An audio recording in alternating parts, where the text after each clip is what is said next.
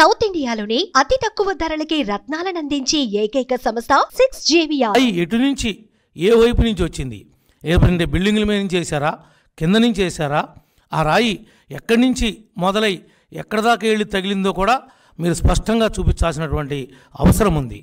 మీరు ఎప్పుడు లైవ్ ఇచ్చేటువంటి వాళ్ళు ఆ సమయంలోనే లైవ్ ఎందుకు కట్ చేశారు? మాకు అనేకమైనటువంటి అనుమానాలు. టీ స్టాళ్ళు కాడ, కిళ్ళి కొట్లు కాడ పబ్లిక్ మాట్లాడుతున్నటువంటి మాటలను మాట్లాడుతున్నాం. మేమేమి గాయం ఎవరు చేశారు, ఎవరి పాత్ర ఉంది, ఏం జరిగిందని మేము అంటులా. కానీ మీరు చేతగాక ఆడటం అనేది మీకు చేతగానని మీకు అర్థమైపోయింది. దీన్ని ఏదో రకంగా సింపతి కోసమే మీరు ఈ డ్రామా ఆడుతున్నారా అనేటువంటి అనుమానం పబ్లిక్లో వస్తూ ఉంది అని చెప్పి ఈ సందర్భంగా మీ దృష్టికి తీసుకొస్తా ఉన్నా. ఇది మా యొక్క వ్యక్తిగతం కాదు. కానీ మీరేమంటున్నారు? దీనికి ప్రధానమైనటువంటి పాత్ర తెలుగుదేశం పార్టీ చేసినటువంటి కుట్ర, ఇది కోల్డ్ బ్లడెడ్ అనేటువంటి పదాలను ఉపయోగిస్తున్నారు. మీరు ఈ పదాల యొక్క ఉపయోగించడంలో ఉద్దేశం ఎవరో ఒకరిని, అంటే నా మీద 41 కేసులు పెట్టారు. నాలాంటి బకరాగాన్ని ఎవనోకుని చూసి వీడే రాళ్ళు లేపించాడని ఎక్కడో చాట నేను కాకపోతే నా పార్టీ వాళ్ళని ఎవరో ఒకరిని దీంట్లో బలిపశువుని చేద్దామనేటువంటి ఆలోచన కూడా మీకుందనేది మాకు స్పష్టమవుతూ ఉంది.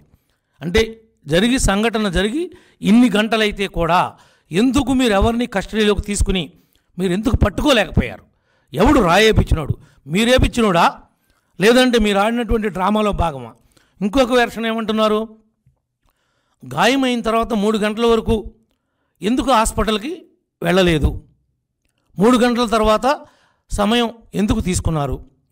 అసలు గాయం దండేస్తుంటే బైండింగ్ వైర్ గీసుకుంటే గాయమైందని చెప్పి ఒక వెర్షన్ ఉంది. ఇది ఏది నిజం? ఈ ఎల్లంపల్లికి తగిలిన దెబ్బ కూడా ఈ బైండింగ్ వైర్ గీసుకుంటే ఆ కోపం మీద జగన్మోహన్ రెడ్డి గారే మోక చేత్తో గుద్దితే ఆ దెబ్బ తగిలిందని కూడా కొన్ని వర్గాలు మాట్లాడుతూ ఉన్నాయి.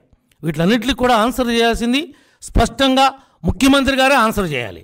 ఆయన సమాధానం చెప్పాలి ఈ రాష్ట్ర ప్రజానికానికి. నేను శుభ్రంగా ఉన్నాను, నేను సేఫ్గా ఉన్నాను, కానీ నాకు ఈ విధమైనటువంటి గాయం తగిలింది, ఈ విధంగా తగిలింది అని నేను భావిస్తున్నానని చెప్పి ఆయన మాట్లాడాలి కదా. ఆయన మాట్లాడలేని పరిస్థితుల్లో ఏం లేడు కదా.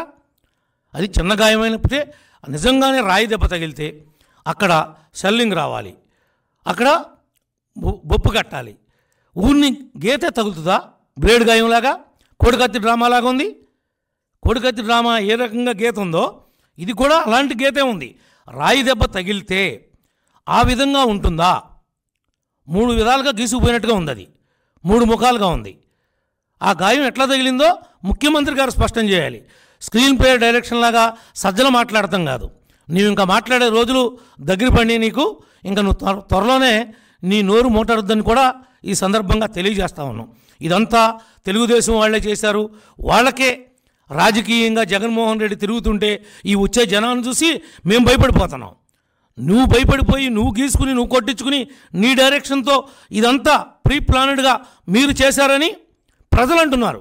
మీరు డ్రామాలు ఆడుతున్నారు, దీన్ని రక్తి కట్టిస్తానికి ప్రయత్నం చేస్తున్నారు, ఈ విధంగా కూడా సింపతి సంపాదిస్తారు అని మీ యొక్క ఆలోచన అని చెప్పి పబ్లిక్ అనుకుంటున్నారని విషయాన్ని మీ ద్వారా మరి వైఎస్ఆర్ నాయకులకు కూడా చెప్తున్నా.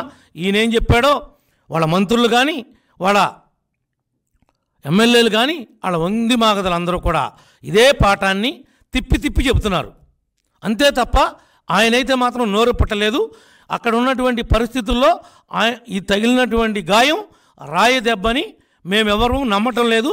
ఎక్కడా కూడా స్పష్టంగా ఆ విజువల్స్ అనేది ఏ టీవీ వాడు వేయలేకపోతున్నాడు. ఏదో పెట్లెగురుతున్నట్లుగా, ఏదో గాల్లో కనపడినట్లుగా వెళ్తూ ఉంది. దానికి ఏదైనా వెళుతుంటే రాయి ఎక్కడ మొదలైందో, అది ఎలా ట్రావెల్ అవుతుందో దానికంతా వృత్తాకారం గీసి రెడ్ మార్కింగ్ వేసి యారో గుర్తేసి చూపించేటువంటి టీవీలోళ్ళు మీకు ఎగిటివ్ రావట్లేదా, లేకపోతే చూపించడం రావట్లేదా, మర్చిపోయారా అని అడుగుతున్నా. అవన్నీ బయట పెట్టాలి కదా. మీ దగ్గర నిజమైనటువంటి వాస్తవాలే ఉంటే. దీని మీద రాష్ట్ర ప్రజలందరూ కూడా దీన్ని ఒక డ్రామాగా భావిస్తున్నారని చెప్పి కూడా ఈ సందర్భంగా తెలియజేస్తా ఉన్నాం. సుమన్ టీవీలో మీ పర్సనల్ అండ్ బిజినెస్ ప్రమోషన్స్ కోసం కింది నెంబర్కి కాంటాక్ట్ చేయండి.